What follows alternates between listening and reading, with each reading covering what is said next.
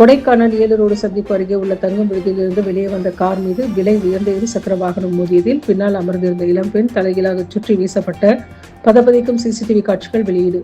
சிறு காயங்களுடன் உயிர் தப்பிய இளம்பெண். திண்டுக்கல் மாவட்டம் கொடைக்கானல் ஒரு சர்வதேச சுற்றுலா தலமாகும். இங்கு தினந்தோறும் ஏராளமான சுற்றுலா பயணிகள் வந்து செல்கின்றனர். இந்நிலையில் எப்போதும் சுற்றுலா பயணிகள் மற்றும் பொதுமக்கள் நிறைந்து காணப்படும் இப்பகுதிகளில் ஒன்றாக 7 ரோடு சந்திப்பு உள்ளது.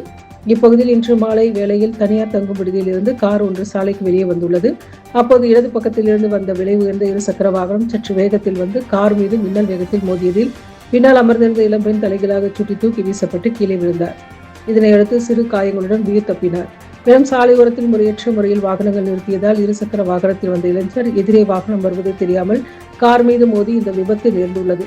மேலும் பின்னிருக்கையில் அமர்ந்திருந்த இளம்பெண் தலைகீழாக தூக்கி வீசப்பட்ட சிசிடிவி காட்சிகள் வெளியாகி பெரும் பரபரப்பை ஏற்படுத்தியுள்ளது. இதனை காவல்துறை கவனம் செலுத்தி இதுபோன்ற முறையற்ற நிலையில் சாலையில் நிறுத்தும் வாகனங்கள் மீது நடவடிக்கை எடுப்பதுடன் இருசக்கர வாகனத்தில் பயணிக்கும் இளைஞர்களுக்கும் ஹெல்மெட் அணியவும் மிதமான வேகத்தில் பயணிக்க போதிய அறிவுரை வழங்க வேண்டும் என வேண்டுகோள் எழுந்துள்ளது. மேலும் இந்த விபத்தில் காரின் முன்பகுதி மற்றும் இடது பகுதி பலத்த சேதாரம் ஏற்பட்டுள்ளது என்பது குறிப்பிடத்தக்கது.